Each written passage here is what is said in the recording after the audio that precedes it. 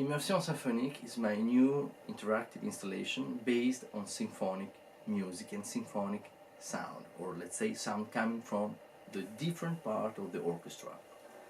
It is a commission coming from the Festival de Musique de Besançon in France. I conceived the project, I did the music, and Romuald de Boissenin conceived the space distribution and the space conception, and Guillaume Bertrand conceived the high-tech and the software technology. The main idea is that there is a hidden score in a space, in an open space, where there are several columns, and if nobody's there, there is no music. If you get close to one of these columns, automatically some music rises, and this music is not any kind of music. There are some passages coming from Beethoven's 7th Symphony, for instance, some passages coming from the 5th Symphony of Gustav Mahler, some passages coming from Bolero de Ravel, or some passages coming from Tchaikovsky. I choose Tchaikovsky, Schubert, Schumann, and so on. I choose by myself the grand repertoire I really like very much. But this music doesn't come out in a simple or a normal way.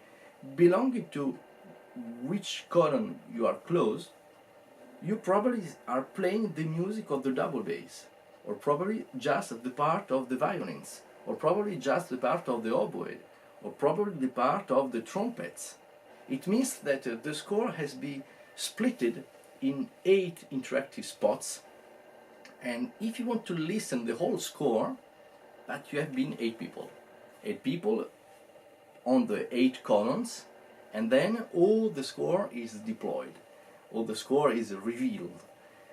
So it is interactive in the meaning that you have to move between one and another column like a curiosity, like the robots in Mars, where you're going looking for some orchestra sounds, and what you listen is the real music that Beethoven has written or Gustav Mahler has written, but you are probably listening only the cello part. So you can discover the score like if you were reading the score, but listening at the same time the separate parts. Of course, if there are 20 or 40 people, and so on, everybody is there, all the score is revealed.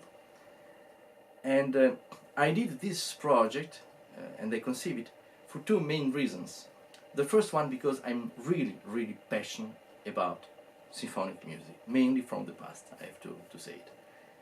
And for me, spending several months composing this part, while rewriting some Beethoven parts, some Brahms part, some Schumann extraction, was something unique. So it was for me a pleasure to give an homage through this new technology, to make people listen the several parts of these great masters of the history of music for symphonic orchestras.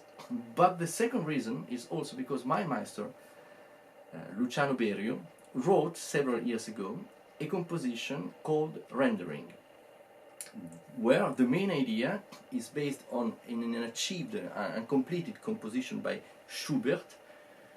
And Schubert wrote just several measures of the symphony. Luciano Berio orchestrated the parts of Schubert, and in the empty space between the part that Schubert has written and the next one, there was no connection, Berio composed the connected part, the connection part, sorry, like an interpolation, like a morphing. I did the same. So between Beethoven and Brahms, I composed a sort of transformation of the score, becoming little by little Brahms. When Brahms is finished, there is another interpolation transforming the music of Brahms, coming little by little the composition of Schumann. After Schumann, Gustav Mahler. After Gustav Mahler, Schubert, and so on, till when we arrive to the Bolero of Ravel, and then it restarts again. So for me it is a double homage, an homage for the symphonic music, for orchestra, and an homage to my master Luciano Berio.